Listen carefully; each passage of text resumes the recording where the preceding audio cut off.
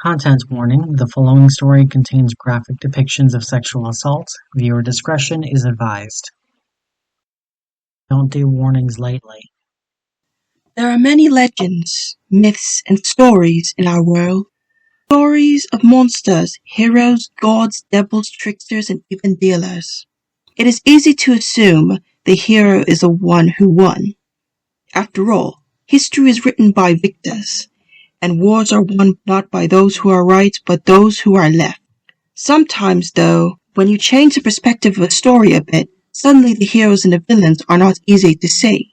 A god who has fathered many heroes and many monsters may be a source of inspiration to men who consider fathering many children with many women to be an achievement. From the perspective of the children, their father is always absent and uncaring, who only cares for them when they can give him status. When they are ugly or angry, they are to be discarded. If they are strong or beautiful, they are to be paraded as a prize. Ask the children of Zeus what they think of him, and they will not tell you of the thunderer, nor of a general who overthrew the Titans. They will tell you of a monster of a father. If you ask the giants what they think of the silver-tongued trickster traveling through with his nephew, they will tell you of the devil who gambled the giants out of their last gold and goodwill. Ask the trickster, though, they will tell you that they were threatened and how they were clever to escape and how to profit at the same time. They will tell you how they saw through the illusion and wordplay, through the magic to get the head of the giants. So they will ask the giants. They will tell you that their cousin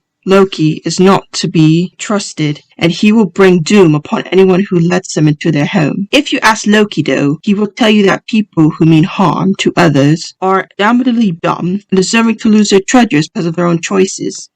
If you ask a boy who wants to protect his mother what he is willing to do, he will tell you about the monsters he will slay. The Titans will topple, and the challenges will overcome to protect his mother. Ask the monster he killed, and she will tell you of the tragedy she survived. Ask the Titans he toppled, and he will tell you about the children he will never get to see again. Ask the challenge the boy overcame, and the boy's grandfather will tell you the exact day, hour, and minute that Perseus wronged him.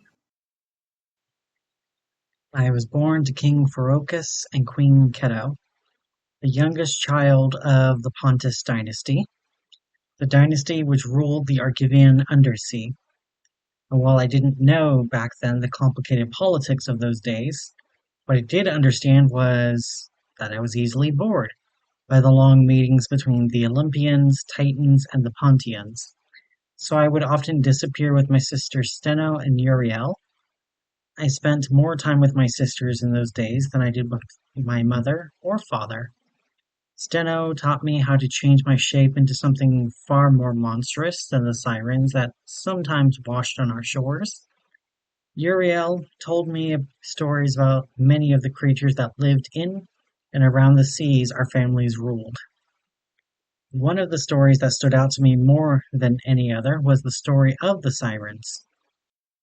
I learned about how the sirens were once servants of Persephone, who were given the power of flight by Demeter to find Persephone, but when Persephone was found, Demeter exiled those servants, leaving them to prey upon sailors who came near the rocks. I was told that I could listen to their music as much as I wanted, but I couldn't actually go into the water with them. But even so, when they washed on our shores, Steno and Uriel still helped them back into the ocean. Why would you help someone who never would have helped you? I asked Uriel as the siren was thrown back into the ocean, and Uriel explained to me as we traveled far from the shore. It's easy to let yourself grow bitter. The sirens once were willing to give their lives to save Persephone, but when Persephone was found in the realm of Hades, Demeter punished the sirens because she couldn't punish Hades. So she hurt someone she could hurt who couldn't hurt her back. I do not want to let myself grow into a goddess who would do that. Prefer to give life over taking it away, Uriel told me. I was 13 when I met Poseidon. He stood in the surf of our island home, and I was alone at the time. My sisters and parents were both busy with the other Olympians, and Poseidon called out to me while standing in the surf.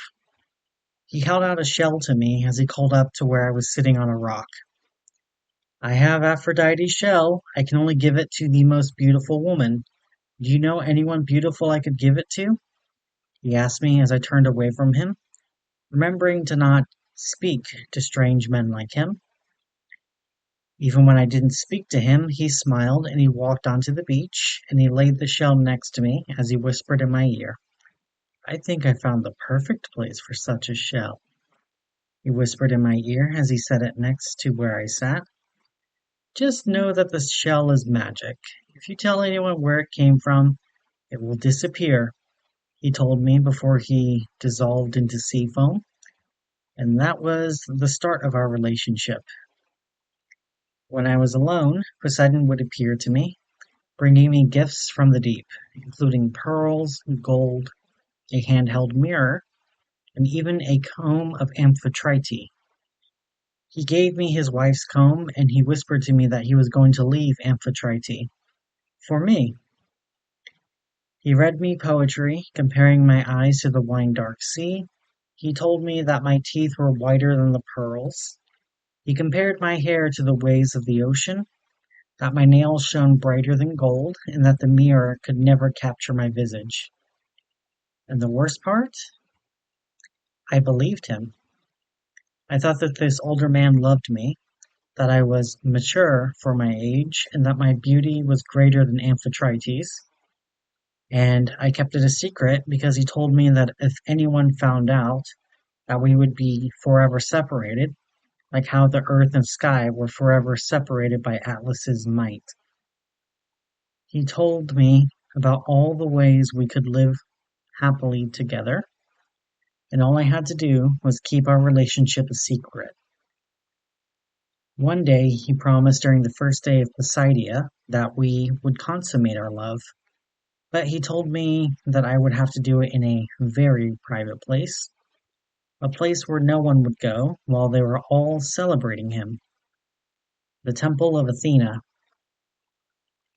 I thought it was a great idea, thought I was adult enough for consummation. I'd kissed the Olympian god of the sea a few times by then, and I thought I could handle what he was asking of me. During the first day of Poseidia, he spoke in front of everyone, and he wished the Argivians many blessings upon their ships. He stood high above everyone else. Behind him, just a step or two below him, was his wife Amphitrite and his 4 children.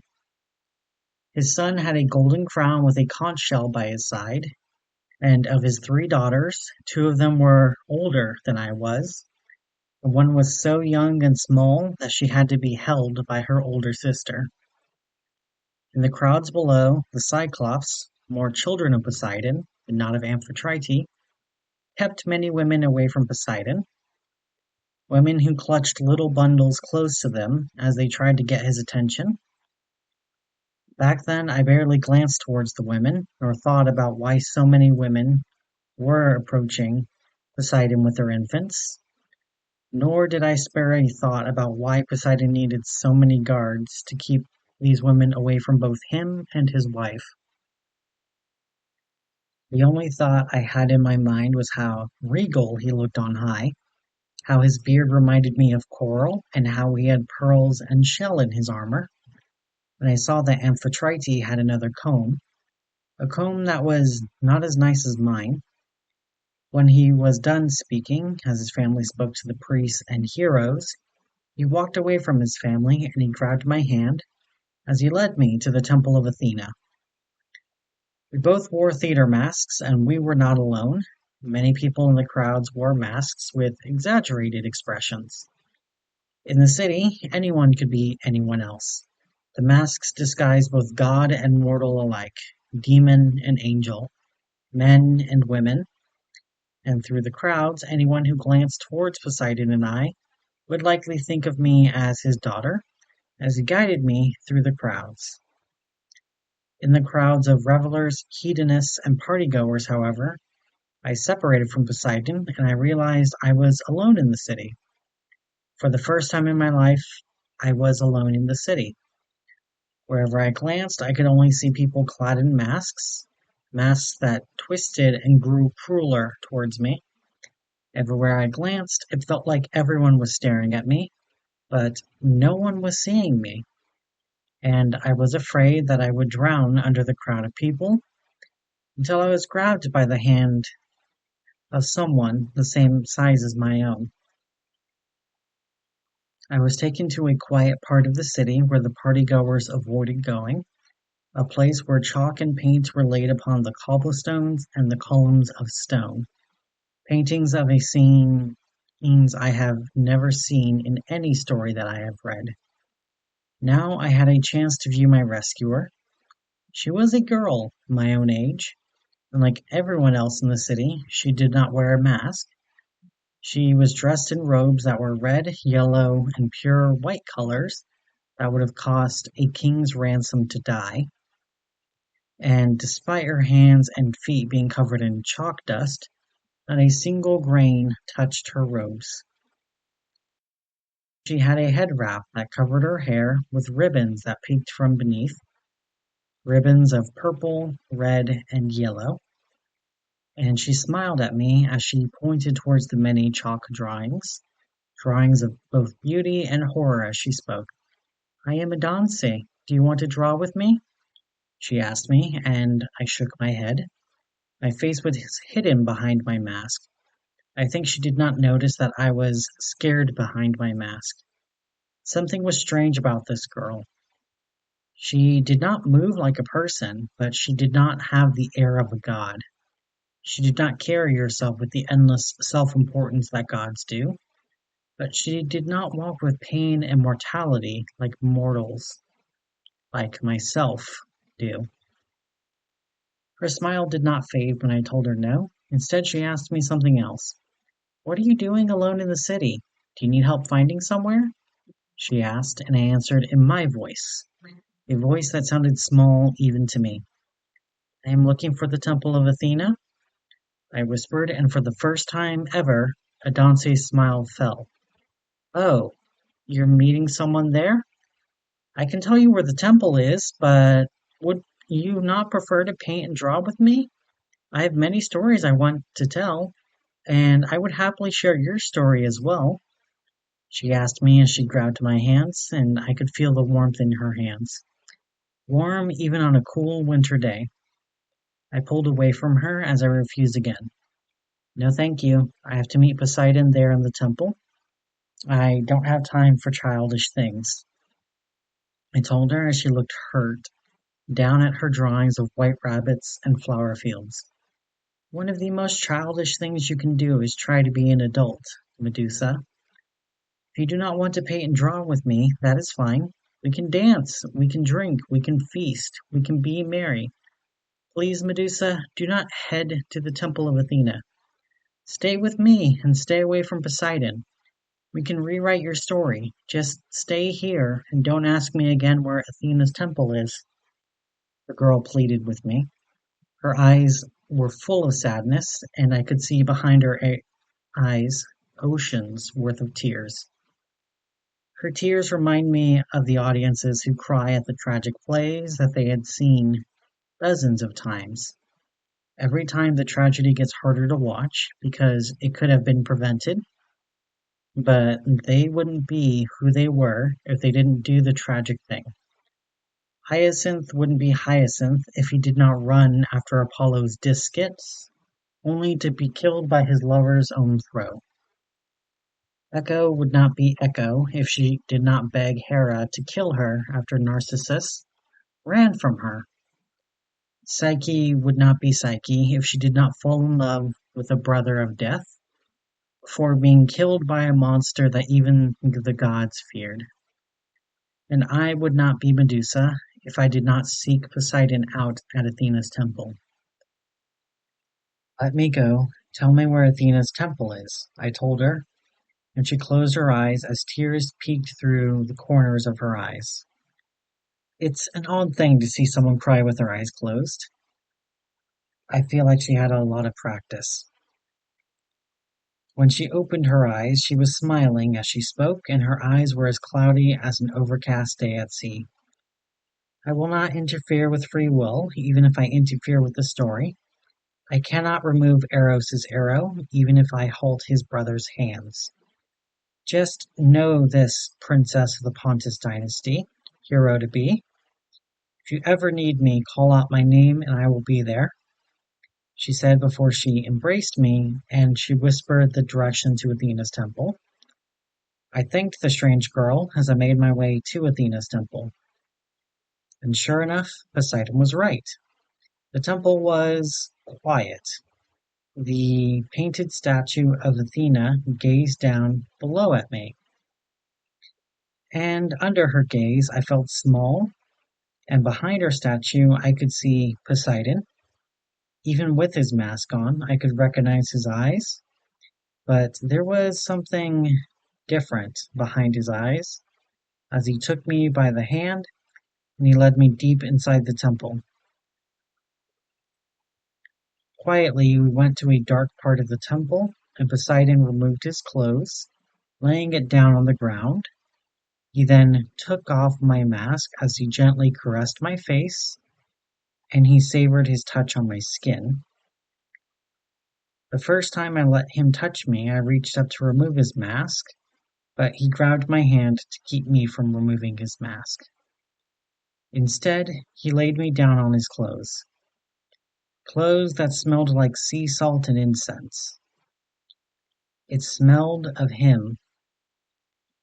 As he held me down and he pressed himself into me, I felt pain. It wasn't what my sisters described what sex would feel like. It was painful, and it felt like he was tearing me in half with his penis. Please, Poseidon, stop, I whimpered, and for the first time ever, he did not respond when I spoke to him. Instead, his breathing got faster and faster through his nose, and I could not see his face behind the mask. But his eyes were no longer a calm sea. They were an angry torrent, like what was in my father's eyes when he sank a fleet of ships. But his torrent was aimed towards me. Poseidon, you're hurting me! I screamed as I slammed my hands against him, hoping I would get him to stop, or even hurt him enough to make him stop. But his body was like bronze. He did not notice any pain. If anything, it seemed to please him even more as he plunged himself in and out of me. Blood and other fluids crashed out of myself as he kept hurting me, and he only went faster and harder into me, and his breathing got even quicker. Please, someone help me! He's hurting me! I cried out as loud as I could, hoping that just one person would hear my voice. But if anyone could hear me, they did not respond, nor did they come to my aid. So now I decided to call for Adance's name. She said if I needed her, I could just call out for her. I opened my mouth to scream out her name, only to have Poseidon clap a hand over my mouth. I saw a flicker of fear in his eyes, but he continued tearing into me as he let out a moan that sounded more like the call of a wolf as more warm, sticky fluids entered into me. When he finished, he pulled out of me as he wiped his penis on my clothes, leaving behind both his semen and my blood on the front of my dress. As he stood and pulled his robes out from beneath me, untouched by his own crime against me, as he left the temple, and I lay on the ground, frozen by fear and pain. Fluids were leaking out of me as I finally stood, covered in dirt, semen, and blood. So I tried to cover myself with my half-ruined dress as I stepped into a spring that the temple was built around. I hoped the warm water would wash away what had happened. And even when the warm spring water washed away the body fluids, I could still feel the stain on my clothes, the stains on my skin, the stains inside of me. Even when I scrubbed at my skin with pumice, rubbing my skin raw, I could still feel the stain on my soul. My tears mixed in the water as I desperately tried to clean away the stains, but even a holy spring blessed by a virginal goddess was not enough to get me clean from Poseidon's corruption. As my tears fell into the water, and as I rubbed my own skin so raw that my blood from my veins mixed with the water, and in desperation I prayed to Athena.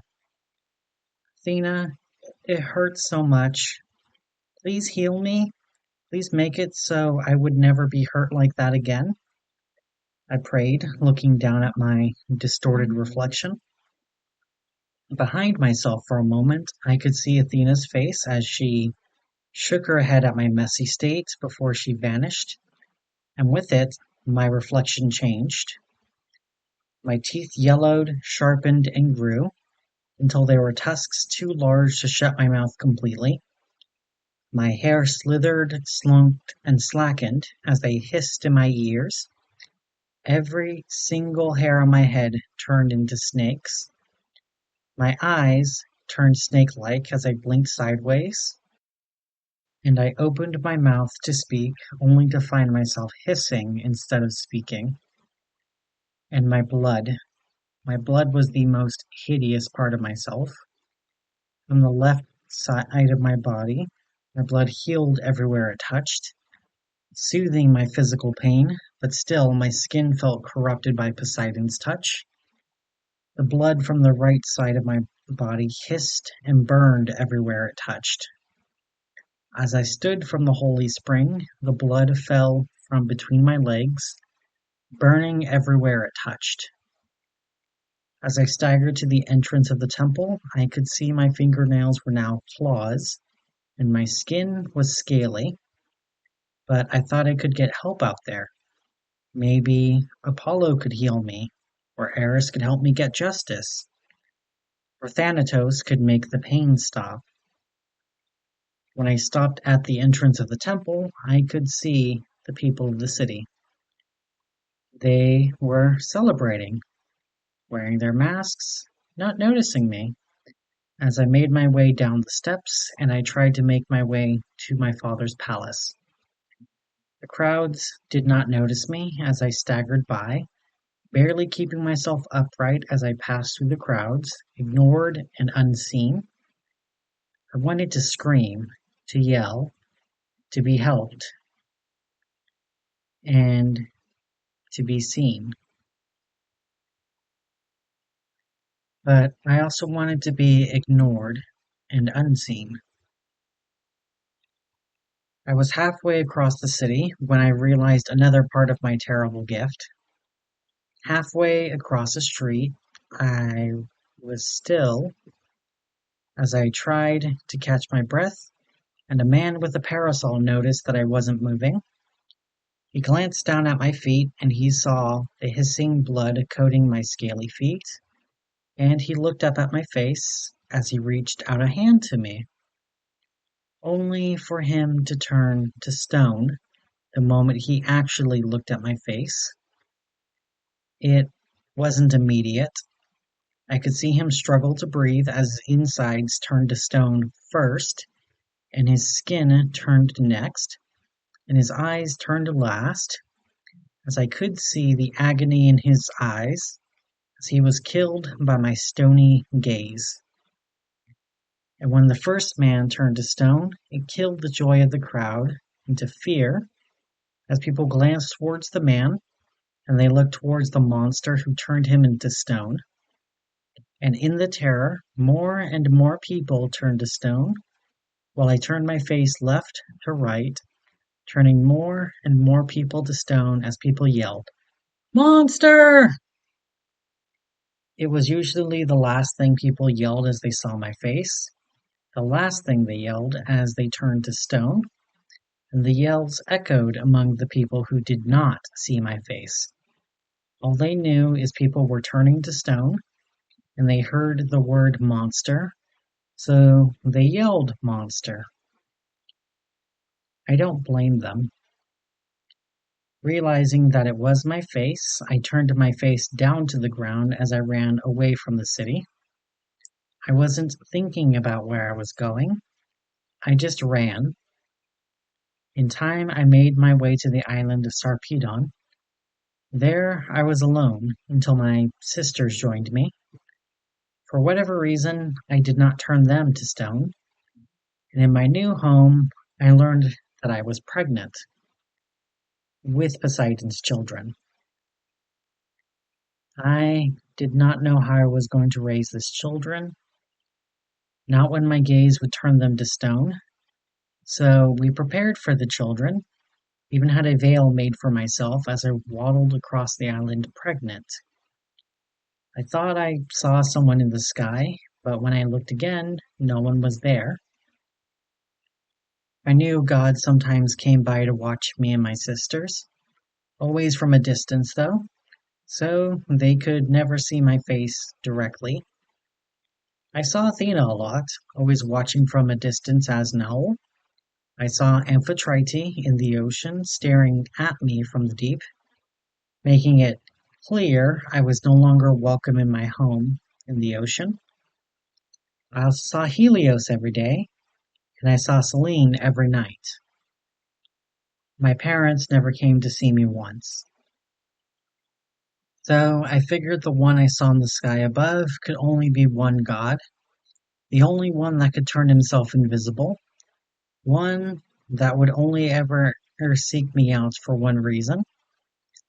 I nodded and I embraced my sisters as I had them promise to care for my children when they were born. It was a mournful day as we held each other and we cried. That night, the man who came for me was not the man I was expecting. Perseus came into my cave while I slept, and he wore many gifts from many gods: sandals that allowed flight, a helm that rendered him invisible, a sword that could not be destroyed, and a shield so reflective that he could see my face in it without turning to stone. I awoke when the adamantine blade plunged into my neck, and I watched my own decapitated body below as Perseus lifted me up by my snakes. And in my body below, I watched my children born from their mother's corpse. The first to crawl out of my body was the head of a small horse, a horse with fur as beautiful as the night sky, and whose eyes were the same as his father. In those bare seconds of life after decapitation, I watched my son push himself out into the world, coated in my blood, having it both burn and heal his flesh as he stood on unsteady legs, and his wings flapped in the air. Pegasus was born, first of the winged horses and my firstborn son. The horse saw the man with the strange sword, and in his first moments of life, Pegasus knew fear, and he knew to do what all horses do. He ran, or he tried to run. He stood on unsteady legs, and he flapped weak wings as the son of Zeus swung his sword again to try and remove my son's wings before he ever had a chance to fly. Instead, another sword rose from my body, cutting through the stomach as the golden blade clashed with the adamantine blade. The clash was loud enough to wake my sisters elsewhere in the cave, and they yelled their battle cries as they ran through the cave to try and reach me, and from my body rose my second-born son. The figure who rose from my body was larger than my body was, breaking the ribs, scales, and bones as he stood tall. His head brushed the top of the cave even when he hunched over. He was clad in golden armor, and his sword, despite its golden color, was strong enough to block an attack from adamantine, and sharp enough to nick the supposedly unbreakable blade. I knew that in Samanawak, some children were born wielding weapons and protecting their families. I did not know anyone who could do that in Argivia, except for Athena. The last thing I saw before the darkness finally descended over my eyes was Perseus retreating from the cave and dropping my head into a sack given to him by the gods, so he could possess my head without looking my way. In the darkness, I waited. I did not face judgment from Hades like I expected. I did not find the ferryman to carry me across the river Styx. There was just darkness. For whatever reason, my soul would not move on. I think I still had purpose on earth, and in time my soul was brought back to the shattered remains of my body. A headless body that ran out of bones to break, but healed by my sisters, providing their healing blood to what remained of my body. I healed, but it was painful, far more painful than dying.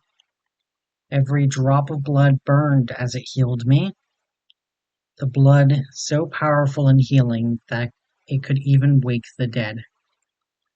I learned much later that my severed head was used to turn the Titan Atlas into a mountain, that my head was given to Athena, which she used to turn into the Aegis. Gods rarely give without expecting something in return. I wanted protection from Poseidon. Athena made me a monster. Perseus slayed the monster, and he would have to return his tools back to the gods, and give my head as well. I also learned that others had heard of my story, mostly telling me as a monster, listing me as another challenge that the hero Perseus faced. Others focused on how monstrous I was, telling tales of the monstrous Medusa laying down legions in her lairs. But a few, hold a different story. They would inscribe my face on the walls of their homes to scare away demons and nightmare alike. Just as my face was used by Olympians to scare their enemies, so too that humanity would use my face to scare their monsters. And now I live a life of quiet peace with my sisters and my many children. We once lived in deserts and wastelands. My gift, a curse on any who dare wish harm upon my family. Until I was visited by a familiar little girl. A familiar little girl who so long ago promised me that she could take me somewhere else. And even after all these years, she kept her word and let me into her home. But not just me. She also took my children, my sister's children, and now our massive Gorgon family thrive in the Deadlands desert, where you can venture, if you dare. It is the only way you can reach the house in the center, and where we have many games and many prizes. But be wary of how you play. Remember the Gorgon rule. Anything you do to us, we can do to you.